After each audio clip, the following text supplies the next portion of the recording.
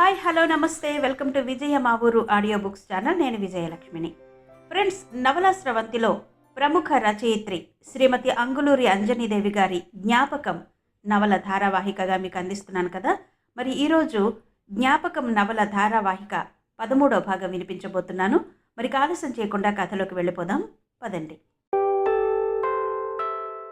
సంలేఖను చూడగానే సంతోషపడింది సులోచనమ్మ. ఎండన పడి వచ్చావు లేఖ, మీ అత్తగారు మామగారు జయంత్ బాగున్నారా అంటూ పెరుగన్నం కలిపి నోట్లో పెట్టింది. తల్లి చేతి తిండి తిని చాలా కాలమైనట్టు తృప్తిగా తిన్నది సంలేఖ. కొద్దిసేపు పడుకుంటానమ్మా, నన్ను అన్నయ్య వచ్చేంత వరకు లేపకు అంది. సరే పడుకోలేక అంటూ ఉతికిన బెడ్షీట్ తెచ్చి బెడ్ మీద వేసి దిండు సర్ది వెళ్ళింది సులోచనమ్మ. వినీల ఒకసారి వచ్చి సంలేఖను చూసింది కానీ పలకరించలేదు. సంలేఖ పలకరిస్తే అంటూ వెరైటీగా మూలిగింది. అంతే. రాజారాం స్కూల్ నుండి వచ్చేసరికి సాయంత్రం 6 దాటింది. రాగానే సంలేఖను పలకరించి కుశల ప్రశ్నలు వేశాడు. ఆమెకు రాజారాంను చూస్తుంటే చాలా సంతోషం అనిపించింది. అతను ఎప్పట్లాగే నడుస్తున్నాడు, అన్ని పనులు చేసుకుంటున్నాడు, అందరి పనులు చేస్తున్నాడు, చాలా హుషారుగా ఉన్నాడు. రాత్రి భోజనాలు అయ్యాక సులోచనమ్మ ఆరుబయట మంచం వేయడంతో రాజారాం సంలేఖ వెళ్ళి కూర్చున్నారు. వీధి లైటు వెలుగుపడి అక్కడ పట్ట పగలున్నట్టుంది. వాళ్ళిద్దరూ మాట్లాడుకుంటుంటే ఒకరి హావభావాలు ఒకరికి స్పష్టంగా కనిపిస్తున్నాయి. కొద్దిసేపు ఆమె రాసిన నవలల గురించి మాట్లాడుకున్నారు. నీ నవలల్లో ప్రత్యేకత ఉంది లేక, అవి ఏ వయస్సు పాఠకుడినైనా వదలకుండా చదివిస్తాయి. కొంతమంది రాసినవి శైలి బాగుండక చదవాలనిపించదు. అలాంటి పుస్తకాలను చదివేవాళ్ళు లేక లైబ్రరీలో బూజు పట్టిపోతుంటాయి. అవి రాసిన రచయితలు కూడా ఆ పుస్తకాల్లాగే కొంతకాలానికి మరుగున పడిపోతుంటారు. నువ్వలా కావు. ఇంకో 100 సంవత్సరాలు దాటాకైనా నీ పుస్తకాలు దొరికితే ఇప్పట్లాగే కొని చదువుతారు అన్నాడు రాజారాం. రాజారాం అలా అంటుంటే సంతోషంగా ఉంది సంలేఖకి. దిలీప్ కూడా మంచి రంగాన్నే ఎంచుకున్నాడు లేక, ధైర్యంగా సూటిగా దూసుకెళ్తున్నాడు. ఈ మధ్యన కలిశాడు అంటూ దిలీప్ని గుర్తు చేసుకున్నాడు రాజారాం. నిజమే అన్నయ్య, తిలక్ అన్నయ్యతో పోల్చుకుంటే దిలీప్ చాలా గ్రేట్. నిత్యం గ్యాంబ్లింగ్ ఆడే తండ్రి కడుపున పుట్టి కూడా ఉన్నతమైన భావాలతో బ్రతుకుతున్నాడు. దిలీప్ నాన్నగారు ఇప్పటికీ కూడా హస్విత దగ్గర డబ్బులు అడుక్కుని గ్యాంబ్లింగ్లో పోగొట్టుకుంటూనే ఉంటాడట. వాళ్ళ అమ్మగారైతే మొన్న ఏడ్చి నాతో ఏమన్నదో తెలుసా అంది. ఏమన్నది ఆసక్తిగా అడిగాడు రాజారాం. నా మొగుడు జీవితాంతం జూదమాడి నన్ను నా కోడలి దగ్గర పని మనిషిని చేశాడు అంది. హృదయం కదిలిపోయిందన్నయ్య. వెంటనే నేను, హస్విత మంచిది, మిమ్మల్ని అలా చూడదు, మీరు బాధపడకండి పిన్ని అన్నాను. ఎంత మంచి కోడలైనా తోడి కోడలైనా డబ్బులుంటే ఆ గౌరవమే వేరుగా ఉంటుంది లేక, అది నీకు చెప్పినా అర్థం కాదు అందావిడ. ఆమెది మామూలు బాధ కాదు, ఆత్మగౌరవానికి సంబంధించిన బాధ. మగవాళ్ల పరిస్థితి కూడా అంతే. దానికి నిదర్శనం తిలక్ అన్నయ్యనే అంది సంలేఖ. తిలక్ ప్రసక్తి రావడంతో రాజారాం ముఖంలో రంగులు మారాయి. ఒకప్పుడు తనను ఎలాంటి స్థితిలో వదిలి తిలక్ గనుల్లోకి వెళ్ళాడో గుర్తు చేసుకోవాలంటేనే అతనికి బాధగా ఉంది. నేను తిలక్ అన్నయ్యను కలిసి వచ్చానన్నయ్య అంది సంలేఖ నమ్మలేనట్టు చూసి. అవునా అన్నాడు. అవునన్నట్టు తల ఊపిందామె. రాజారాం ఏమనుకున్నాడో ఏమో, మౌనంగా ఉన్నాడు. అసలు విషయానికి వచ్చినట్టు, అన్నయ్య, నాన్నగారికి సమాధి ఎప్పుడు కట్టిస్తావు అంది. ఆ ఆలోచన తనకి రానందుకు చిన్నపాటి ఉలికిపాటు కలిగింది రాజారాంలో. చాలామంది పెద్ద కర్మకి ముందే కట్టిస్తారని విన్నాను, ఇప్పటికే ఆలస్యమైంది కదా అంది సంలేఖ. ఆ మాటలు కొరడాతో కొట్టినట్టు తగిలాయి. విలవిల్లాడాడు రాజారాం. వాళ్ళ మాటల్ని వింటూ అక్కడే ఉంది సులోచనమ్మ. కూతుర్ని చూసినప్పటి నుండి భర్త జ్ఞాపకాలు ఆమెను ఎక్కువగా చుట్టుకుంటున్నాయి. ఆలోచిస్తున్నాడు రాజారాం. సమాధి కట్టించాలంటే ఎంత లేదన్నా కొంత డబ్బు కావాలి. ఆ డబ్బు కోసం తన శాలరీ మీదనే లోన్ తీసుకోవాల్సి వస్తుంది. అలా తీసుకుంటే ఆ లోన్ ఎప్పటికి తీరాలి? ఆ లోన్ తీరకపోతే తను ఈ మధ్యన తలపెట్టిన ఆ కార్యాన్ని ఈ జన్మలో చెయ్యగలడా? ఒక్కరోజు కాదు, కొన్ని రాత్రుళ్ళు పగళ్ళు ఒంటరితనం గుండెను పిండుతుంటే ఆలోచించి తీసుకున్న నిర్ణయం అది. ఆ నిర్ణయంలో మార్పు జరిగితే తను బ్రతికి కూడా వృధాయే. ఇప్పుడు బ్రతుకుతున్నది కూడా ఆ పనిని చేస్తానన్న ఆత్మవిశ్వాసంతోనే. ఆలోచిస్తున్నావా అన్నయ్య? నాకు రావలసిన ఆలోచన నీకొచ్చినందుకు సిగ్గుపడాలో సంతోషపడాలో అర్థం కావడం లేదు లేక. కానీ నేను మాత్రం ఇప్పట్లో నాన్నగారి సమాధిని కట్టించలేను. ఇప్పుడే కాదు, ఎప్పటికీ కట్టించలేను అన్నాడు ఖచ్చితంగా. షాక్ తిన్నది సంలేఖ. వెంటనే ఆ షాక్లో నుంచి తేరుకుంటూ, పెద్దవాడివి, ఆలోచించన్నయ్యా, ఎప్పటికీ కట్టించలేను అనడం అంత కరెక్ట్ కాదేమో. ఎంతైనా కన్న తండ్రి కదా అంది. నాకో లక్ష్యం ఉంది లేక, అది నేను నెరవేర్చాలి. అందుకే నాన్నగారి సమాధిని నేను కట్టించలేను. సారీ అన్నాడు రాజారాం. నీ లక్ష్యమేంటి అని ఆమె అడగలేదు. నవ్వు రాకపోయినా నవ్వింది. ఒక అన్నయ్యకి లక్ష్యం అడ్డయితే ఇంకో అన్నయ్యకి అప్పులడ్డు. ఇప్పుడు తనేం చెయ్యాలి? ఏదో ఒక విధంగా సమాధి అయితే కట్టించాలి. ఎలా కట్టించాలి? ఆ రాత్రంతా ఒకటే ఆలోచన సంలేఖలో. సంలేఖ ఉదయాన్నే సిరిమల్లె చెట్టు కింద కూర్చుని ఆలోచిస్తోంది. తిలక్ మాటలు, రాజారాం నిర్ణయం ఒకదాని వెంట ఒకటి గుర్తొస్తున్నాయి. అంతలో లేఖ అంటూ తల్లి పిలవగానే తిరిగి చూసింది సంలేఖ. ఏంటమ్మా అంత దీర్ఘంగా ఆలోచిస్తున్నావు? నాన్నగారికి సమాధి కట్టించాలనేగా. ఇవిగో నా చేతులకి 4 బంగారు గాజులున్నాయి. వీటిలో 2 అమ్ముకుంటే ఇప్పుడున్న బంగారం రేటును బట్టి మంచి సమాధి కట్టించవచ్చు. నాకు కూడా నాన్నగారికి సమాధి కట్టిస్తే రోజూ అక్కడికి వెళ్ళి దీపం పెట్టుకోవాలనుంది అంది ఆశగా. తల్లి కళ్ళలోని ఆరాధనను కరువు తీరా చూస్తూ అలాగే వింటూ కూర్చుంది సంలేఖ. నేను చెబితే ఎలా ఉంటుందో ఏమో. రాజారాం అన్నయ్యతో నువ్వు మాట్లాడులేక, కావాలంటే ఈ గాజులు ఇప్పుడే తీసి నీకిస్తాను.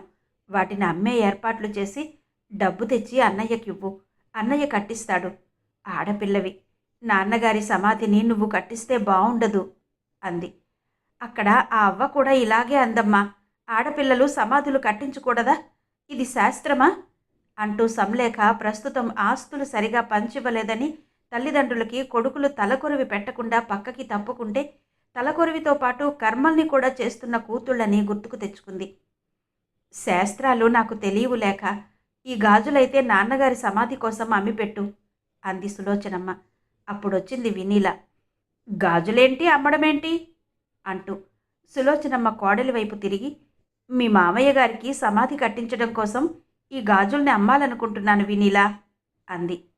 గాజులంటే వినీల ఒప్పుకుంటుందనుకుంది. ఎందుకంటే అవి రాజారాం సంపాదన కాదు కాబట్టి ఇంకా సంతోషిస్తుందనుకుంది.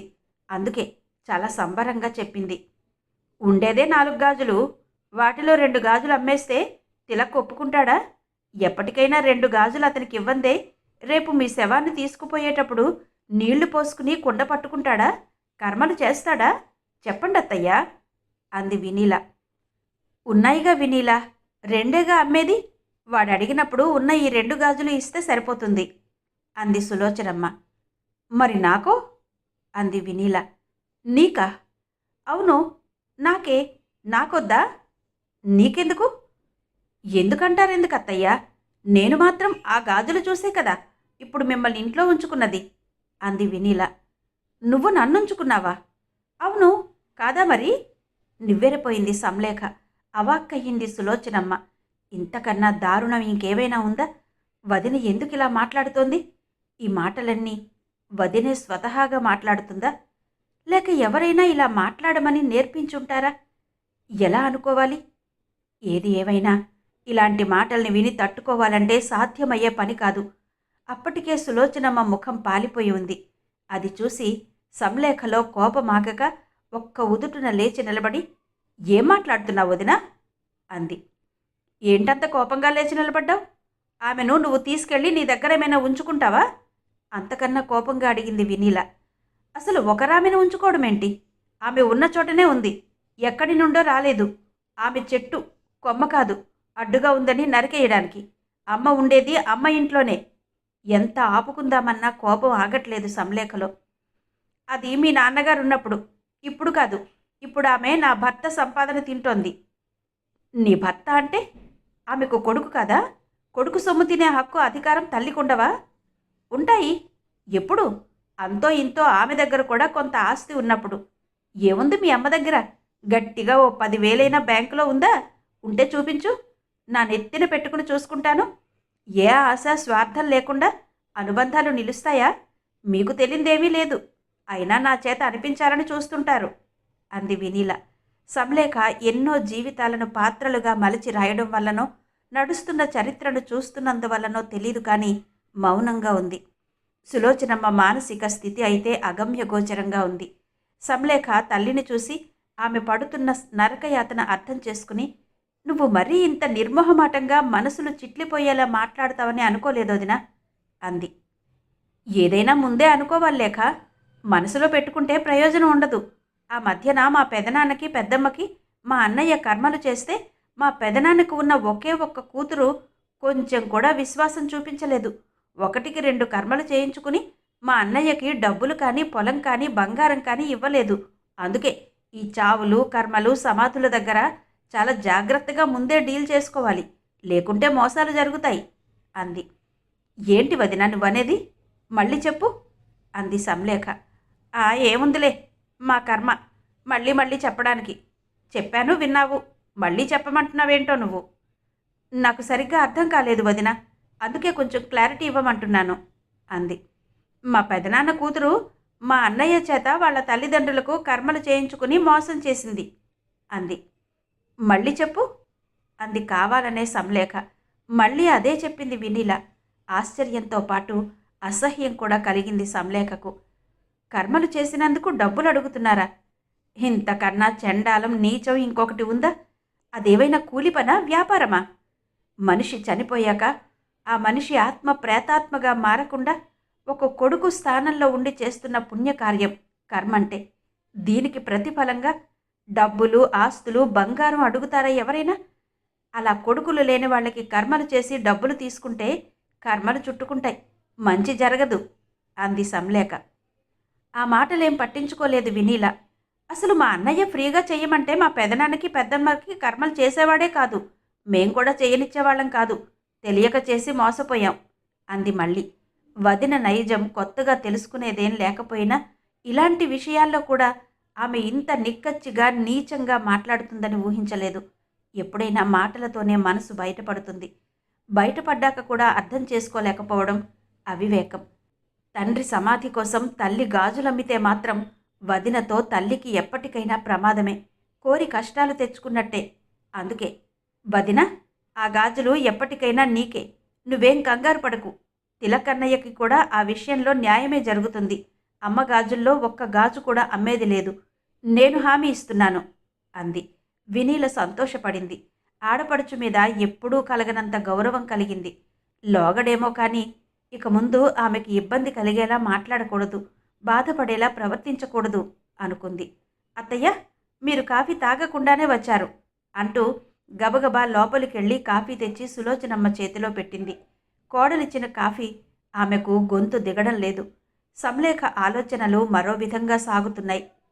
సంలేఖకి ఆదిపురి వచ్చాక ఎన్నో రకాల చింతల నుండి బయటపడి, ఇది నాది, నా వాళ్ళు, నా ఊరు, నాకన్నీ ఉన్నాయి, నేను ఏకాకిని కాను అన్న భావం కలుగుతోంది. రోజు నడుచుకుంటూ పొలం వెళ్ళి అక్కడ చాలాసేపు కూర్చుని వస్తోంది. వెళ్ళేటప్పుడు పేపర్లున్న ప్యాడ్ పెన్ను పట్టుకెళ్తుంది. తాతయ్య సమాధికి తండ్రి ఖననం చేసిన స్థలానికి పక్కన అమ్ముకోకుండా ఉంచుకున్న 3 సెంట్ల పొలంలో మెత్తగా పాదాలకి చల్లగా తగిలేలా పచ్చటి గడ్డి మీద నడుస్తూ అక్కడే ఓ గట్టు మీద కూర్చుంటుంది. ఆ గట్టుకి రోడ్డుకి మధ్యలో పొలానికి పారే నీటి కాలువ ఉంటుంది. ఆ కాలువలో కదిలే చేప పిల్లల్ని చూస్తూ మధ్య మధ్యలో రాసుకుంటూ ఉంటుంది. పంటని విశేషంగా పండించుకునేంత పొలం లేకపోయినా ఆ 3 సెంట్ల పొలం ఆమెకిప్పుడు ప్రశాంతంగా రాసుకోవడానికి ఆధారమైంది. అక్కడ ఆమెనెవరూ ఏమీ అనరు, రాయొద్దని చెప్పరు. మధ్యాహ్నం అన్నం తిన్న తర్వాత విరామ సమయంలో పొలంలో పనిచేసే ఆడవాళ్లు కొందరు ఆమె దగ్గరకొచ్చి కూర్చుంటారు. రాఘవరాయుడితో ఎంత ఆత్మీయంగా మాట్లాడతారో సంలేఖతో కూడా అలాగే మాట్లాడుతుంటారు. నువ్వొచ్చాక ఈ చుట్టూ పరిసరాలకే కళొచ్చిందమ్మా అంటుంటారు. సంలేఖ వాళ్ల చేతుల్ని తన చేతిలోకి తీసుకుని ప్రేమగా స్పర్శిస్తుంది. ఆ మట్టి చేతుల్లో మణులుంటాయి, మహాగ్రంథాలుంటాయి, గొప్ప గొప్ప కావ్యాలుంటాయి, కథలుంటాయి, కన్నీళ్లుంటాయి. ఆ చేతులు అన్నం పెడతాయి, అక్కున చేర్చుకుంటాయి. వాటికి ఏదీ పరాయిది కాదు. తడారిపోతున్న మానవ స్పర్శను తడార అందిస్తాయి అని తండ్రి చెప్పేవాడు. అది నిజంగా నిజమని ఇప్పుడు తెలుస్తోంది సంలేఖకి. ఇక్కడికి రాకుండా హైదరాబాద్లో జయంత్ దగ్గరే ఉండి ఉంటే ఇలాంటి అనుభవాలేవీ దొరికేవి కాదు. అదే ప్రపంచం అనుకునేది. అక్కడ తనకి ఎలా అనిపించినా అదే కరెక్ట్ అనుకునేది. పెళ్ళయ్యాక కొంతమంది అమ్మాయిల జీవితాలు వాళ్ళ చేతుల్లో ఉండవు. అత్తల చేతుల్లో, ఆడపడుచుల చేతుల్లో, భర్త, మామగారి చేతుల్లో ఉంటాయి. వాళ్ళకి నచ్చినట్టు వాళ్ళు మలుచుకుంటారు. ఎందుకొచ్చిన బాధ అనుకునే అమ్మాయిలైతే అలాగే ఉండిపోతుంటారు. వ్యక్తిత్వం ఉన్నవాళ్ళంతే ఎదురు తిరిగి బయటపడుతుంటారు. మరిప్పుడు తనెవరు? తన వ్యక్తిత్వం ఉన్నట్టా లేనట్టా అని ఆమెను ఆమె ప్రశ్నించుకుంటుంటే ఆమె కూర్చున్న ఆ 3 సెంట్ల పొలంలోనే విరబూసిన మందారం కనిపించింది. అది ఆమెకు ఎదురుగా పుప్పొళ్లను చల్లుకుంటూ, కేసరాలు సవరించుకుంటూ, గాలికి కదులుతూ గమ్మత్తుగా ఉంది. ఆమె చూస్తుండగానే ఆ పువ్వుపై ఒక తుమ్మెద వచ్చి వాలింది. దాన్ని చూస్తుంటే మందార మకరంద మాధుర్యమునదేలు మధుపంబు ఓవునే మదనములకు అన్న పోతనగారి పద్యం స్ఫురణకొచ్చింది. ఆ విరబూసిన మందారం, ఈ ప్రకృతి శోభ, ఈ మట్టి వాసన మొన్నటి వరకు తను తిరిగిన కాంక్రీట్ అరణ్యంలో ఎక్కడుంది? భరద్వాజ మాస్టారు అటువైపు వెళుతూ సంలేఖను చూసి ఆగారు. ఏమ్మా లేఖ, ఇంకా ఇంటికెళ్ళలేదా? ఇటువైపు వెళుతున్నప్పుడు నువ్వు రాసుకుంటూ కనిపించావు. అందుకే కదిలించకుండా వెళ్ళాను అన్నాడు. రండి మాస్టారు, కూర్చోండి అంటూ ఆయనకి ఆమె కూర్చున్న గట్టు మీదనే కూర్చోమన్నట్టు స్థలం చూపించింది. ఆయన కూర్చున్నాడు. భరద్వాజ మాస్టారు పక్కన కూర్చుని చాలా కాలమైంది. ఆ అవకాశం ఇప్పుడొచ్చినందుకు ఆనందంగా అనిపించి, ఇక్కడ చాలా బాగుంది మాస్టారు, అందుకే రోజు ఇక్కడికొచ్చి కూర్చుని రాసుకుంటున్నాను అంది. మనసు ఎక్కడ బాగుంటే అదే మనకు పవిత్ర స్థలం. ఆ స్థలంలో ఉన్నంతసేపు తల్లి గర్భంలో ఉన్నట్టే అనిపిస్తుంది. నేను ఈ ఊరి వాడిని కాకపోయినా నాకిక్కడ అలాగే అనిపిస్తుంది అన్నాడతను. ఆయన అలా అంటుంటే బాధగా ఉంది. ఈ ఊరివాడిని కాను అని ఇంకెప్పుడు అనకండి మాస్టారు. ఒక పక్షి కూడా తను కూర్చున్నంతసేపు ఆ చెట్టును తన చెట్టే అనుకుంటుంది. మనం కూడా అంతే. మనం ఎక్కడ ఉంటే అదే మన ఊరు అంది. మంచి మాట చెప్పావమ్మా మెచ్చుకున్నాడు భరద్వాజ మాస్టారు. ఈ గట్టు మీద చెట్టు ఉన్నప్పుడు నీడ ఉండేది మాస్టారు. ఇప్పుడు అది లేకపోవడం వల్ల ఇక్కడికొచ్చి అన్నాలు తినేవాళ్ళకి, సేద తీరేవాళ్ళకి ఎండ తాకిడి తప్పడం లేదు అంది. మీ పొలం కొన్నవాళ్ళు ఈ మధ్యనే చెట్టును కొట్టేశారు లేక. ఎందుకు మాస్టారు? ఆ చెట్టు నీడ పడినంత మేర పంట సరిగ్గా ఉండడం లేదట, అందుకే కొట్టేశారు అన్నాడు. ఓ అలాగా, ఎన్నో ఏళ్లుగా ఉన్న చెట్టది అంది నొచ్చుకుంటూ. ఇప్పుడైనా అలాంటి నీడకి లోటుండదు లేక. ఎలా మాస్టారు?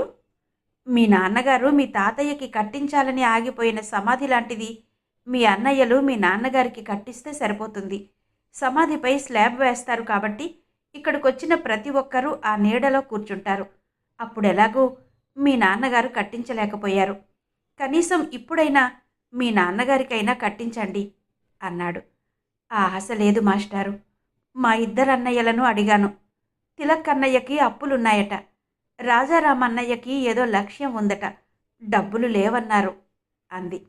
ఆయన ఆలోచనగా చూశాడు. రాఘవరాయుడి కుటుంబం పట్ల మొదటి నుండి ఆయనకు ఆత్మీయతాభావం ఉంది, చనువు ఉంది, ప్రేమ ఉంది. అందుకే అన్నాడు, నువ్వు కట్టించవచ్చు కదమ్మా అని. ఆశ్చర్యంగా చూసింది సంలేఖ. ఎందుకమ్మా అంత ఆశ్చర్యపోతావు? మా నాన్నేమైనా సమరయోధుడా, సంఘ సంస్కర్త, దేశనాయకుడా, కన్యాశుల్కం రాసిన గురజాడా అన? వాళ్ళెవ్వరూ కాదమ్మా. ఆయన నీకు తండ్రి. ఆ ఒక్క అర్హత చాలు అన్నాడాయన. చేతివేళ్ల వైపు చూస్తూ ఆలోచిస్తోంది సంలేఖ. ఆడపిల్లను ఇలాంటివి నాకెందుకు అని ఆలోచిస్తున్నావా అన్నారాయన. ఆమె కాదన్నట్టు తలూపింది. మరింకేంటి?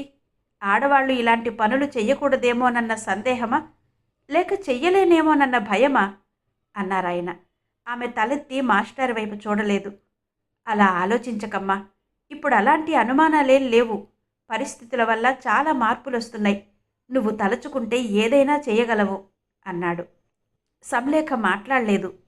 చూడమ్మా, ఇప్పుడు కొన్ని చోట్ల కొడుకులు లేని వాళ్ళు ఏం చేస్తున్నారో తెలుసా?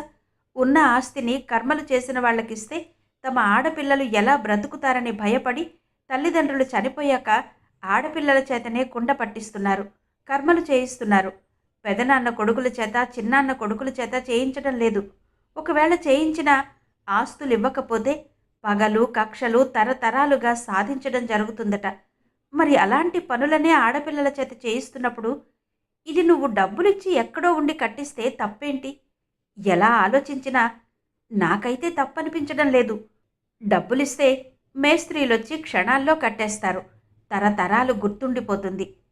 ఇప్పుడు నువ్వు రాస్తున్న రచనలు ఎలా నిలబడిపోతాయో నువ్వు నీ తండ్రికి కట్టించబోయే సమాధి కూడా అలాగే నిలబడిపోతుంది. ఏమంటావ్? అడిగారాయన. ఆమె మౌనంగానే ఉంది. ఆమె మౌనం మాస్టారికి నచ్చలేదు. ఇంత చెప్పినా మాట్లాడవేం లేక నువ్వు నీ తండ్రికి ఆ మాత్రం కట్టించలేవా? ఆయన నీకోసం ఎన్ని చెయ్యలేదు, నీ మీద ఎంత పెట్టలేదు. ఈరోజు నువ్విలా రాస్తున్నావంటే మీ నాన్న నిన్ను చదివించిన చదువు వల్లనేగా. ఎన్నో ఇబ్బందులు పడి నీకు పెళ్లి చెయ్యకపోతే నువ్వు జయంతికి భార్య అయ్యేదానివా? అన్నాడు. సంలేఖ తల వంచుకునే ఉంది. చూడు లేఖ, మీ నాన్నగారు దివ్యత్వంలో జీవించి లోకానికి హితవు చేసిన ఒక రమణ మహర్షి, ఒక రామకృష్ణుడు, ఒక అరవిందుడు, ఒక వివేకానందుడు కాకపోవచ్చు.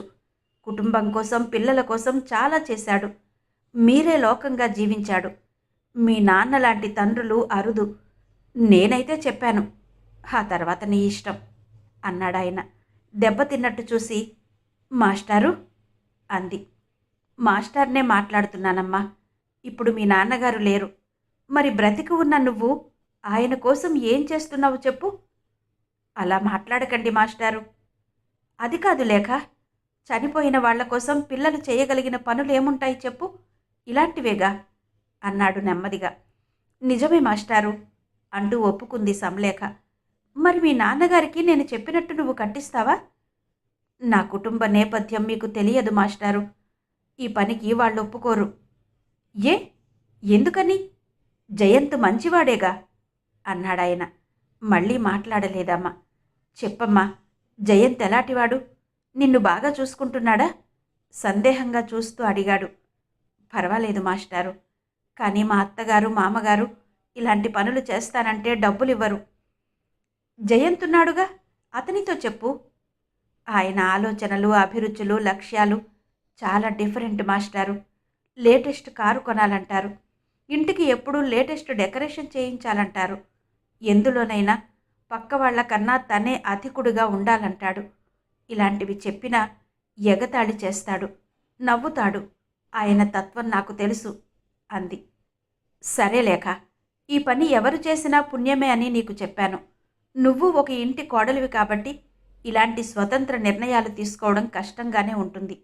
అయినా ఈ రోజుల్లో కొడుకులే కట్టించడం లేదు. ఆడపిల్లవి, నువ్వేం కట్టిస్తావులే. ఏదో మన తృప్తి కోసం ఇంతసేపు మాట్లాడుకున్నాం అన్నాడాయన. మీ మాటలు వృధాగా పోవు మాస్టారు. అవి నాకు ఇన్స్పిరేషన్. ఆ మధ్యన పేపర్లో ఎవరూ పట్టించుకోకుండా వదిలేసిన చలంగారి సమాధి ఫోటో చూశాను. ఆ రోజే నాకు మా నాన్నగారి సమాధిని అన్నయ్యలతో కట్టించాలన్న సంకల్పం కలిగింది. అందుకే వచ్చి వాళ్ళని అడిగాను. వాళ్ళు వీలు కాదన్నారు. ఇక నా ప్రయత్నం నేను చేస్తాను అంది. సరేనమ్మా, బీజమైతే పడింది. అది మొలకెత్తాలంటే అనువైన పరిస్థితులు కావాలిగా అంటూ లేచి వెళ్ళిపోయాడాయన. భరద్వాజ మాస్టారితో మాట్లాడాక సంలేఖ ఆలోచనలకి ఒక ఆకృతి ఏర్పడింది. వెంటనే దిలీప్కి ఫోన్ చేసి, దిలీప్, మీతో కొంచెం మాట్లాడాలి అంది. విత్ ప్లెజర్, మాట్లాడండి అన్నాడు దిలీప్. ఎలా మొదలు పెట్టాలో అర్థం కాక ఆలోచిస్తోంది సంలేఖ. ఆమె వెంటనే మాట్లాడకపోవడంతో డౌట్ వచ్చి, ఎక్కడున్నారు అని అడిగాడు దిలీప్. ఆదిపురిలో ఉన్నాను దిలీప్. అదే? ఏం లేదు, మొన్న నేను జయంతి ట్రైన్లో కలిశాం లేఖ. మీరు ఆదిపురిలో ఉన్నట్టు చెప్పనే లేదు. మర్చిపోయి ఉంటారు. దిలీప్ నవ్వి, మిమ్మల్నా ఆదిపురినా అడిగాడు. రెండు అని అందామని ఆగిపోయింది. మీకో విషయం చెప్పనా లేఖగారు? చెప్పండి దిలీప్. మొన్న ట్రైన్లో కలిసినప్పుడు జయంత్ చాలా మూడీగా అనిపించాడు. ముందు అర్థం కాలేదు. సడన్గా మీరు సంలేఖ గారి నవలలు చదివారా అని మా ముందు కూర్చుని ప్రయాణిస్తున్న వాళ్ళని అడిగాడు. వాళ్ళు మాకు నవలలు చదివే అలవాటు లేదన్నారు. చేతులు చాపి యాహూ అని అరిచినంత పనిచేశాడు. నేను స్టన్ అయ్యాను. వెంటనే పక్కన కూర్చుని ఉన్న అమ్మాయి తన చేతిలో ఉన్న నీ నవలను చూపించి, సంలేఖ గారి నవలలు నేను చదువుతాను, మీరు కూడా ఆవిడ అభిమానా అని అడిగింది.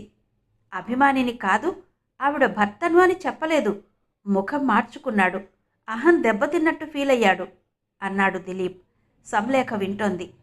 నాకిప్పటికీ అర్థం కావడం లేదు, అతనెందుకలా మారిపోయాడో.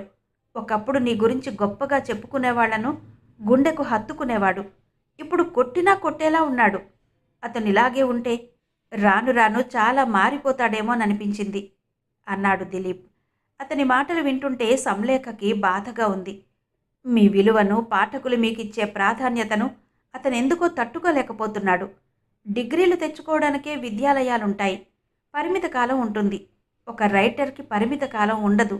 ప్రబోధించే విద్యాలయాలు ఉండవు. ప్రముఖంగా గుర్తింపబడడానికి ఒక జీవితకాలం కష్టపడతారు. అలాంటి ఉన్నత విలువలను కలిగిన మీకు భర్తగా జయంత్ కరెక్ట్ కాదేమో అనిపిస్తోంది. ఒకప్పుడు మౌనంగా ఉన్న మిమ్మల్ని కదిలించి మీ ఇంట్లో వాళ్లతో మాట్లాడి జయంత్తో మీ పెళ్లి జరిగేలా చేసి నేను తప్పు చేశానేమో అనిపిస్తుంది. సమస్య చిన్నదా పెద్దదా అని కాదు, దాన్ని దగ్గరుండి ఎదుర్కోవాలంటే చాలా కష్టమని నాకు తెలుసు. అందుకే ఫీల్ అవుతున్నాను అన్నాడు దిలీప్. సంలేఖ బాధ ఇంకా పెరిగింది. ఆమె దాన్ని దిగమింగి ఏదో మాట్లాడబోయే లోపలే దిలీప్ మాట్లాడాడు. లేఖగారు, మనం ప్రేమించిన వాళ్ళకంటే మనల్ని ప్రేమించిన వాళ్ళ దగ్గర మన జీవితం బాగుంటుందంటారు. అది ఎంతవరకు సరైనదో నాకు తెలీదు. కానీ మీకు జయంత్ అంటే ప్రాణం. అతన్ని మీరు భరిస్తారు. ఆ నమ్మకం నాకుంది. కానీ మీకు ఫీలింగ్స్, ఎమోషన్స్ ఉంటాయి కదా. నా భర్త ఇలా ఉండాలి, నన్ను ఎంకరేజ్ చేయాలి, మంచి వాతావరణాన్ని కల్పించాలి, నా అచీవ్మెంట్ని మెచ్చుకోవాలి, నన్ను ప్రేమగా చూసుకోవాలి. అసలు ఆ ప్రేమ కోసమే కదా ఒక విద్యార్థి అత్యంత ముఖ్యమైనదిగా భావించే చదువును సైతం డిస్టర్బ్ చేసుకున్నారు. ఇదంతా చూస్తుంటే నాకు బాధగా ఉంది అన్నాడు దిలీప్. థ్యాంక్ యూ దిలీప్, కానీ ఇప్పుడు నాకు అలాంటి బాధలేం లేవు. మన అంతరంగం అందంగా ఉంటే జీవితం ఆనందంగా ఉంటుందని తెలుసుకోలేని జయంత్ గురించి ఆలోచించేంత ఖాళీ సమయం కూడా నాకు లేదు అంది సంలేఖ. ఓహ్ సారీ, ఏదో మాట్లాడాలని కాల్ చేశారు, మాట్లాడండి అన్నాడు. కదిలించగానే కందిరీగల్లా ముసురుకున్న జయంత్ ఆలోచనల నుండి వెంటనే బయటపడ్డాడు దిలీప్. దిలీప్, మీరు పుట్టినప్పటి నుండి మీ తండ్రి మిమ్మల్ని ఎలా చూసుకున్నాడో, ఆయన వల్ల మీరెంత సఫర్ అయ్యారో నాకు తెలుసు. అయినా మీ తండ్రి అంటే మీకు ఇష్టం, ప్రేమ, దయ. ఇప్పటికి కూడా ఆయన చేసే పనులు మీకు నచ్చకపోయినా ఆయనని ఇంట్లో ఉంచుకున్నారు, ప్రేమిస్తున్నారు. ఎందుకు? ఆయన మీ తండ్రి అని మీ అమ్మగారు మీకు ఊహ తెలిసినప్పటి నుండి పరిచయం చేశారు కాబట్టి కదా. దీన్ని బట్టి చూస్తే మీ కళ్ళకి మీ తండ్రిలో ఉండే జూదం అనే వ్యసనం కనిపిస్తున్నా అది మీ మెదడుకు చేరడం లేదు. ఆయన్ని అవాయిడ్ చేయాలని అనిపించడం లేదు. ఎందుకు? తండ్రి అన్న ఒకే ఒక్క అనుభూతి, దానికి మీరిచ్చే విలువ. అందుకే దిలీప్, మీరంటే నాకు గౌరవం. ఇలాంటి గౌరవాన్ని ఎంతమంది కొడుకులు పొందుతున్నారు? మనం పొందే అన్ని రకాల గౌరవాల కన్నా ఈ గౌరవం చాలా గొప్పది కదా అంది. సంలేఖ మాటలు హాయిగా అనిపించాయి దిలీప్కి. తన ఊరి వాళ్ళు ఎప్పుడు కనిపించినా ఆకలైనప్పుడు అన్నం పెట్టని వెధవ నీ తండ్రి, ఆయన సంపాదన మొత్తం ఆయన వ్యసనానికే తగలెట్టేశాడు. ఆయన నీకేం చేశాడని ఆయన్ని తీసుకెళ్లి ఇంట్లో ఉంచుకున్నావు? అదే మేమైతేనా తండ్రి అని కూడా చూడకుండా నరికి పోగులు పెట్టేవాళ్ళం. నా తండ్రి అని నలుగురికి చెప్పుకునేవాళ్ళం కూడా కాదు. నీ తల్లి మాత్రం నీ తండ్రి దగ్గర ఏం సుఖపడింది? హోటల్లో గిన్నెలు తోమి అక్కడ మిగిలిన అన్నం కూరలు తెచ్చి నీకు పెట్టుకునేది. ఏది ఏమైనా నువ్వు కాబట్టి నీ తండ్రిని భరిస్తున్నావు. ఇప్పటికి కూడా ఆయన ఆ వ్యసనాన్ని మర్చిపోలేదని బయట అనుకుంటున్నారు అని చీ కొడుతుంటారు. అలాంటప్పుడు కలిగే మనోవ్యధ మహాభయంకరంగా ఉండేది. దిలీప్ మౌనంగా ఉండడం చూసి, మీ నాన్నగారికి ఆరోగ్యం బాగుండడం లేదని హస్విత చెప్పింది. ఇప్పుడు ఎలా ఉంది దిలీప్ అడిగింది సంలేఖ. ఓకే, హీజ్ ఆల్ రైట్ అన్నాడు దిలీప్. మీరీ మధ్యన మీ నాన్నగారికి ఆరోగ్యం బాగా లేకపోతే హాస్పిటల్లో చేర్పించి బాగా ఖర్చు పెట్టి ట్రీట్మెంట్ ఇప్పించినట్టు హస్విత చెప్పింది. ఇది నాకు నచ్చింది దిలీప్. ఎందుకంటే మీలో ఉండే దయ, మానవత్వం ఒక తండ్రిని కాపాడింది. ఈ తండ్రి నాకేమిచ్చాడన్న వ్యాపార దృక్పథం లేదు మీలో. చివరి రోజుల్లో కొడుకుల చేత నిర్దాక్షిణ్యంగా రైల్వే స్టేషన్లోనో శ్మశానం పక్కనో వదలబడుతున్న తల్లిదండ్రులు మీలాంటి కొడుకులను చూస్తే ఏమంటారో తెలుసా? దేశానికి కానీ సమాజానికి కానీ తల్లిదండ్రులకు కానీ మీలాంటి కొడుకే అవసరం అంటారు. కన్నవాళ్ళెప్పుడూ పిల్లల్ని చూసి సిగ్గుపడకూడదు దిలీప్, గర్వపడాలి. మన కోసం మన పిల్లలు ఇలా కూడా చెయ్యగలరా అని ఆనందపడాలి. అందుకే నాకు మా నాన్నగారికి సమాధి కట్టించాలని ఉంది అంటూ తన మనసులో మాటను దిలీప్తో చెప్పింది. ఆఖర్లో సంలేఖ అన్న మాటలు అద్భుతంగా నచ్చాయి దిలీప్కి. వండర్ఫుల్ ఐడియా లేఖ గారు, మిమ్మల్ని ఎలా అప్రిషియేట్ చేయాలో తెలియడం లేదు అన్నాడు. థ్యాంక్ యూ దిలీప్, కానీ నా దగ్గర డబ్బు లేదు అంది.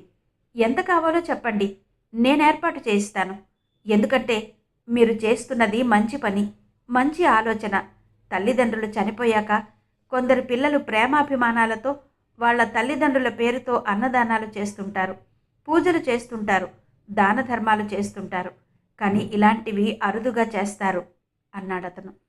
అరుదుగా చేస్తారు కాబట్టే ఇదెంతవరకు అవసరమని సమాధి కట్టాక ఎవరైనా ప్రశ్నిస్తారేమో అనుమానంగా అడిగింది లేఖ. ఇది అవసరం కాదు, ఒక జ్ఞాపకం. తండ్రి జ్ఞాపకాన్ని సమాధి రూపంలో పదిలపరుచుకోవడం అన్నాడు దిలీప్. అది కాదు దిలీప్, మా పెదనాన్నకి పెద్దమ్మలకి సమాధులు లేవు. వాళ్ళ కొడుకులు కూతుళ్ళు డబ్బులున్నప్పుడల్లా బంగారం కొని లాకర్లలో దాచుకుంటుంటారు, పొలాలు కొంటుంటారు, స్థలాలు కొంటుంటారు. నేను చేయబోయే ఈ పనిని వ్యాఖ్యానిస్తారేమో అంది. విమర్శకులు వ్యాఖ్యానిస్తారని మీరు రాయడం మానేశారా? ధైర్యంతో సాగిపోవడం వల్లనే కదా మీ అక్షరాలు దశ దిశలా వ్యాపించిపోతున్నాయి. నాకు తెలిసి కొంతమంది రాసే పుస్తకాలకి కొంత పరిధి ఉంటుంది, కానీ మీ పుస్తకాలకి ఒక పరిధి లేకుండా, మీ ప్రమేయం లేకుండా అన్ని భాషల్లోకి అనువాదమై ఎల్లలు దాటి పాకిపోతున్నాయి. ఇదంతా ఎందుకు చెబుతున్నానంటే, స్వతహాగా మీరు మంచివారు. ఏది చేసినా మీకు మంచే జరుగుతుంది. మీరు అనుకున్న పని ఆపకుండా చెయ్యండి అన్నాడు. సంలేఖకు దిలీప్ మాటలు అర్థమవుతున్నాయి. తండ్రికి సమాధి కట్టించాలన్న కోరిక ఇంకా బలపడింది. ఆడపిల్లలు ఇలాంటి పనులేం చెయ్యగలరు అని అనుకుంటారు అందరూ. మీరు చేసి చూపించండి, ఇలాంటివే సవాల్గా తీసుకోవాలి అని ప్రోత్సహించాడు దిలీప్. ఓకే దిలీప్, నాకు సహాయం చేయగలరా? చేస్తాను, అడగండి. నన్ను ఇంటర్వ్యూ చేయడానికి మీరంతా ఒకసారి మా ఇంటికి వచ్చినప్పుడు మీతో కలిసి ఒక డాక్యుమెంటరీ డైరెక్టర్ వచ్చారు, గుర్తుందా? ఉంది. ఆయన టీవీ కోసం నన్ను సీరియల్ రాసిమ్మని అడిగారు. నేను పత్రికలకి రాస్తూ బిజీగా ఉండి నో అన్నాను. ఇప్పుడు రాస్తాను. 1,00,000 రూపాయలు అడ్వాన్స్గా ఇమ్మని చెప్పండి. ఇంకో 1,00,000 రూపాయలు స్వాతి ఎడిటర్ బలరాం గారిస్తానన్నారు. ఆ పత్రికకి కూడా రాస్తున్నాను. నేను అనుకున్న స్కెచ్తో మా నాన్నగారి సమాధి తయారు కావాలంటే ఇప్పుడున్న రేట్లను బట్టి 2,00,000 సరిపోతాయని అనుకుంటున్నాను. ఏమంటారు అంది. ఆ డైరెక్టర్ నాకు బాగా తెలిసిన వ్యక్తే. ఇప్పుడే కాల్ చేసి మీకు అడ్వాన్స్ వచ్చేలా చేస్తాను. మీరు అనుకున్న పనులు ఆపుకోకండి అంటూ కాల్ కట్ చేశాడు దిలీప్. జీవితంలో ఎదురయ్యే ప్రతి మలుపు గమ్యాన్ని మార్చకపోవచ్చు. అలా మార్చే ప్రతిదీ గొప్ప మలుపు కాకపోనువచ్చు. కానీ కొందరి జీవితాలు ఉన్నట్టుండి అనూహ్యమైన మలుపులు తిరుగుతాయి. ఏ మార్పు ఎందుకు వస్తుందో తెలియదు. ఆ మార్పు వల్ల ఏం జరుగుతుందో తెలియదు. దాన్ని ఆపడం కూడా సాధ్యం కాదు. దిలీప్ చెప్పినట్టే టీవీ సీరియల్ డైరెక్టర్, ప్రొడ్యూసర్ వచ్చి సంలేఖతో మాట్లాడి 1,00,000 రూపాయలు అడ్వాన్స్ ఇచ్చి వెళ్లారు. స్వాతి బలరాం గారు కూడా ఆమె చేయబోయే పనిని అభినందిస్తూ 1,00,000 రూపాయల చెక్కును కొరియర్లో పంపారు. డబ్బులైతే ఉన్నాయి, కానీ సమాధి గురించి ఎవరితో మాట్లాడినా సరిగ్గా వినడం లేదు, ప్రేమగా మాట్లాడడం లేదు, సరైన సపోర్ట్ ఇవ్వడం లేదు. పనివాళ్లు దొరకడం కూడా కష్టంగా ఉంది. ఒకవేళ ఉన్నా సమాధి కట్టడం అంటే ఆ పనికి మేము రామంటున్నారు, భయపడుతున్నారు. కూలి ఎక్కువ ఇస్తామన్నా ముఖం తిప్పుకుంటున్నారు. సంలేఖ ఉసూరుమంటూ తల పట్టుకుంది. తన కోరిక తీరుతుందో లేదో అని కళ్ళ నీళ్లు పెట్టుకుంది. అది చూసి మొద్దు పోలయ్య కదిలిపోయాడు. నువ్వు బాధపడకు లేకమ్మా, నేనున్నాను కదా. చుట్టుపక్కల ఊర్లన్నీ తిరిగి ఎలాగైనా పనివాళ్ళని తీసుకొస్తాను, దగ్గరుండి కట్టిస్తాను. నువ్వేం కంగారు పడకు. ఎటువంటి పరిస్థితిలో నాన్నగారికి నువ్వు చెయ్యాలనుకున్న పని ఆగదు అంటూ భరోసా ఇచ్చాడు. ఆ క్షణంలో సంలేఖకు మొద్దు పోలయ్య దేవుడిలా కనిపించాడు. అతను సంలేఖకు మాట ఇచ్చినట్టే వెళ్ళి ఊరూరా తిరిగి పనివాళ్లను తీసుకొచ్చాడు. సంలేఖ దగ్గర డబ్బులు తీసుకుని మెటీరియల్ తెప్పించడం, పనివాళ్లతో మాట్లాడడం, సాయంత్రం పనివాళ్లు వెళ్లేంత వరకు అక్కడే ఉండి పనులు చేయించడం లాంటివి మొద్దు పోలయ్య ప్రేమగా, బాధ్యతగా తన భుజాలపై వేసుకున్నాడు. ఇలాంటి పనులు ఆత్మబంధువులైతేనే తప్ప అందరూ చెయ్యరని సంలేఖకు అర్థమైంది. చివరికి ఆమె పెదనాన్న కొడుకులు, చిన్నాన్న కొడుకు కూడా సమాధి కట్టే దగ్గరికి రావడం లేదు. యుద్ధ ప్రాతిపదికల రాఘవరాయుడి సమాధి పనులు నడుస్తున్నాయి. అది పండే పొలం కావడం వల్ల ఎప్పటికైనా నేల కుంగే పరిస్థితి ఉందని సమాధి కట్టకముందే 4 వైపులా 4 పిల్లర్స్ నిర్మించారు. వాటిని 4 అడుగులు ఎత్తులేపి చుట్టూ భీములు పోశారు. ఆ భీముల మీద అతి శక్తివంతంగా ఉండడం కోసం స్లాబ్ వేశారు. స్లాబ్ కింద ఉన్న రాఘవరాయుడి సమాధి మూలాలను మాత్రం కదిలించకుండా దాన్నే ఆధారంగా తీసుకుని అదే కొలతలతో స్లాబ్ మీద సమాధి కట్టించారు. ఇక ఎప్పటికీ ఆ సమాధి కదలకుండా, పగుళ్ళొచ్చే అవకాశం రాకుండా బందోబస్తుగా కట్టారు. ఆ సమాధిని అలాగే వదిలేయకుండా చుట్టూ 9 అడుగుల ఎత్తు వచ్చేలా పిల్లర్స్ లేపి మళ్ళీ 1 అడుగు ఎత్తులో చుట్టూ భీములు పోశారు. ఎప్పటికీ ఆ సమాధి వానకి తడవకుండా, ఎండకి ఎండకుండా ఆ భీముల మీద 16 అడుగుల వెడల్పుతో స్లాబ్ వేశారు. రాఘవరాయుడి పేరు బస్సులో వచ్చే వాళ్ళకి 1 కిలోమీటర్ దూరం నుండే కనిపించాలన్న ఉద్దేశంతో ఆ స్లాబ్కి చుట్టూ 2 అడుగుల ఎత్తులో పిట్టగోడ కట్టించి ఆ గోడకి సిమెంట్తో ప్లాస్టింగ్ చేయించి మామిడేల రాఘవరాయుడు అన్న పేరును కలర్స్లో వచ్చేలా పెయింటర్స్తో అద్భుతంగా రాయించారు. ఇప్పటికే దారిన పోయేవాళ్ళు అదొక మాస్టర్ పీస్ అయినట్టు నిలబడి చూసి వెళుతున్నారు. ఇంత పని జరుగుతున్నా అదేం చిత్రమో, సంలేఖ పెదనాన్న కొడుకులు, చిన్నాన్న కొడుకు అదే దారిన వెళుతూ కూడా దాని దగ్గరకు వెళ్ళి చూడడం లేదు, మాట్లాడడం లేదు. ఆ రోజెందుకో సంలేఖ చిన్నాన్న కొడుకు రోడ్డు మీద ఆగి పోలయ్య అంటూ పిలిచాడు. సమాధి పక్కన నిలబడి ఉన్న పోలయ్య ఒక్క పరుగున వెళ్ళి ఏం బాబూ అంటూ చేతులు కట్టుకుని అతని ముందు వినయంగా నిలబడ్డాడు. ఎప్పుడైనా చేతుల బనీను పంచకట్టుతో ఉన్న పోలయ్య నమ్మిన బంటులా అనిపిస్తాడు. పోలయ్యను చూడగానే అతను ఎండలో నిలబడినట్టు చిందులేస్తూ ఎన్ని రోజులు కడతారయ్యా ఆ సమాధిని? వస్తూ పోతూ చూడలేకపోతున్నాం. రోడ్డు మీద నడిచే వాళ్ళకి పెద్ద షో అయిపోయింది. ఇప్పటికీ 2 స్లాబులు వేశారు. సమాధి కడుతున్నారా, అపార్ట్మెంట్ కడుతున్నారా అడిగాడు. అతను ఒక కాంట్రాక్టర్ అయి ఉండి కూడా యాక్సిడెంట్లో పోయిన తన తండ్రికి ఇంతవరకు సమాధి కట్టించలేదు. తన కళ్ళ ముందే ఆడపిల్ల తండ్రికి సమాధి కట్టిస్తుందంటే అతనికి తలవంపుగా ఉంది. ఏదో మామూలుగా కడుతుందిలే అనుకున్నాడే గాని ఇంత హంగామాగా తీర్చిదిద్దినట్టు కడతారనుకోలేదు. ఇప్పటికే కొంతమంది దారిన పోతూ ఆ సమాధిని సెల్ఫోన్లో ఫోటోలు తీసుకుని వెళుతున్నారు. మాట్లాడవేం పోలయ్యా, అడిగేది నిన్నే అతని గొంతు గట్టిగా అరిచింది. పోలయ్య ఉలిక్కి పడ్డాడు. అపార్ట్మెంట్ ఎందుకు అవుతుంది బాబూ, సమాధినే. కాకపోతే మీ పెదనాన్నగారికి ఇంత ఘనంగా కుదురుతోంది. ఇదంతా ఆయన తెలుసో తెలియకో చేసిన మంచి పనుల ఫలితమేనయ్యా. లేదంటే తల్లిదండ్రులతో అవసరం తీరాక వాళ్ళకు అన్నం పెట్టాల్సి వస్తుందని గుట్టుగా యాక్సిడెంట్లు చేయించి చంపే కొందరు కొడుకులున్న ఈ రోజుల్లో మీ పెదనాన్న కడుపున ఆ బంగారు తల్లి పుట్టడమేంటి? ఎంత ఖర్చైనా పర్వాలేదు పోలయ్య అంటూ వెనకాడకుండా డబ్బులు ఇవ్వడమేంటి? నిజంగా చెబుతున్నాను బాబు, ఇలాంటి సమాధి మన చుట్టుపక్కల మండలాల్లో ఎక్కడా లేదనుకో అన్నాడు. ఆ మాటలు వింటుంటే అతని మనసును సూదులతో గుచ్చినట్టయింది. ఆ డబ్బుల్లో ఎంత ముడుతుందేంటి నీకు అన్నాడు. పోలయ్యకు చురుక్కుమంది. నాకెందుకు బాబు ఆ ముడుపులు? ఇదేవైనా మీరు చేస్తున్న కాంట్రాక్టు పని లాంటిదా? ఏదో ప్రేమతో చేస్తున్న పని అన్నాడు. ఎంత ప్రేముంటే మాత్రం నువ్వు పగలే కాకుండా రాత్రులు కూడా ఇక్కడే పడుకుంటున్నావట కదా అడిగాడతను. లేకుంటే సిమెంట్ బస్తాలు, ఐరన్, కంకర, ఇసుక, ఇటుకలు ఉంటాయా బాబు? తెల్లారేసరికి మాయమైపోవు. ఇలాంటి మెటీరియల్ ఎక్కడ దొరికినా దొంగతనంగా పట్టుకెళ్ళి ఇళ్లకు వాడుకుంటున్నారు. మీకు తెలియందేముంది అన్నాడు. అతను గతుక్కుమన్నాడు. తను చేస్తున్న కాంట్రాక్ట్ వర్క్ దగ్గర నుండి దొంగతనంగా ఇలాంటి మెటీరియల్ని లారీలలో చేరవేసుకుని 3వ ఇల్లు కట్టుకున్నాడు. మొన్ననే గృహప్రవేశం కూడా జరిగింది. ఇక చాలే కట్టిన కాడికి, త్వరగా సిమెంట్ పూసి వదిలేయండి. ఎందుకు ఆపారు అన్నాడు సమాధినే చూస్తూ. ఆపలేదు బాబు, సమాధి చుట్టూ సమాధికి మార్బుల్స్ వెయ్యాలని లేఖమ్మగారు అన్నారు. అవిగో మార్బుల్స్ ట్రాలీ ఆటోలో రానే వస్తున్నాయి అంటూ ఆటోకి ఎదురెళ్లబోయాడు పోలయ్య. ఆగు పోలయ్య అనగానే ఆగాడు పోలయ్య. మార్బుల్స్ సమాధికి అవసరమా? మనుషులుండే ఇళ్లకే మార్బుల్స్ లేవు. అయినా ఈ పొలంలో వాటికి ఎవరు కాపలా కాస్తారు అన్నాడు. మార్బుల్స్ వేస్తే ఆ సమాధి ఇంకా హైలైట్ అవుతుందన్న అసూయ ప్రారంభమైంది అతనిలో. వైట్ అండ్ వైట్ డ్రెస్లో ఉన్న అతన్ని చూడగానే దారిన వెళ్ళేవాళ్ళు ఆగి నమస్తే అన్నా అని చెప్పి వెళ్తున్నారు. పోలయ్య కళ్ళకి ఆటోలో కనిపిస్తున్న మార్బుల్స్ తెల్లగా కనిపించి కనువిందు చేస్తున్నాయి. వీటిని గనక సమాధి మీద వేస్తే సమాధి అదిరిపోద్ది అని మనసులో అనుకుంటూ వాటినే ఆశగా చూశాడు.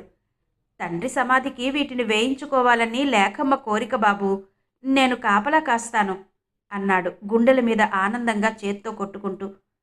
గుండె పగిలి ఇప్పుడే చచ్చేలా ఉన్నావు. మొన్న మా మరదలు వినీలు అంటుంటే విన్నాను. మా పెదనాన్న ఎవరికో ఒంట్లోకొచ్చి చెప్పాడట, పోలయ్య నా మిత్రుడు, నా సమాధి పూర్తయ్యే లోపలే అతన్ని నా దగ్గరకు తీసుకెళ్తాను అని. ఈ వార్త నీదాకా రాలేదా అడిగాడు పోలయ్య కళ్ళలోకి సూటిగా భయపెడుతున్నట్టుగా చూసి.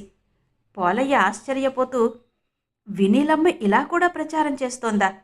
రాజారాంని కూడా మీరు సమాధి వైపు వెళితే ఊరుకోను, నేరుగా స్కూల్కి వెళ్ళి తిన్నగా ఇంటికి రండి, ఆ చండాలం మనకెందుకు, అక్కడికి వెళితే ఆత్మలు వెంటాడతాయట, ఆ లేఖకేదో తల మీద కూర్చుని ఇలాంటి పనులు చేస్తోంది, లేదంటే తండ్రికి ఎక్కడైనా ఆడపిల్ల సమాధి కట్టిస్తుందా అని భయపెట్టి కట్టడి చేస్తుందట.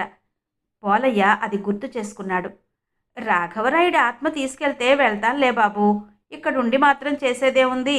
ఇదిగో ఈ ఒక్క పని పూర్తి చేసిపోతే లేఖమ్మని సంతోషపెట్టినట్టు అవుతుంది. నేను పోయాక ఇదిగో ఈ సమాధిని మొద్దు పోలయ్య దగ్గరుండి కట్టించాడు అన్న పేరు మిగిలిపోతుంది అన్నాడు. పేరు ముచ్చట సరేలే, ఈ రాత్రికే నీ తల పగిలిపోతుందేమో చూడు. ఎక్కడా? ఆ సమాధి మీదనేనా నువ్వు పడుకునేది? వేలు చూపిస్తూ అడిగాడు. పోలయ్య బెదిరిపోయాడు. అవును బాబు, అక్కడే పడుకోగానే హాయిగా నిద్ర పడుతుంది. తమరేమైనా నా తల పగలగొట్టే ఏర్పాట్లు చేసుంచారా అన్నాడు. అప్పటి వరకు నిబ్బరంగా మాట్లాడిన పోలయ్యకు వెన్నులో జలధరింపు కలిగింది. చచ, అలాంటి పనులు నేను మానేశాను పోలయ్య. మన చుట్టుపక్కల పల్లెల్లో ఎవడో సైకో తిరుగుతున్నాడట, ఇప్పటికి 4గురిని చంపేశాడట. ఇంతకు ముందే టీవీ న్యూస్లో చూశాను. బ్రేకింగ్ న్యూస్ కింద దాన్నే హైలైట్ చేసి చూపిస్తున్నారు. పొలం కదా, ఎందుకైనా మంచిది ఈ రాత్రికి ఊళ్ళోకొచ్చి పడుకో అన్నాడు. ఆలోచనలో పడ్డాడు పోలయ్య. సైకో మన పల్లెల్లో తిరుగుతున్నాడా? నిజమా?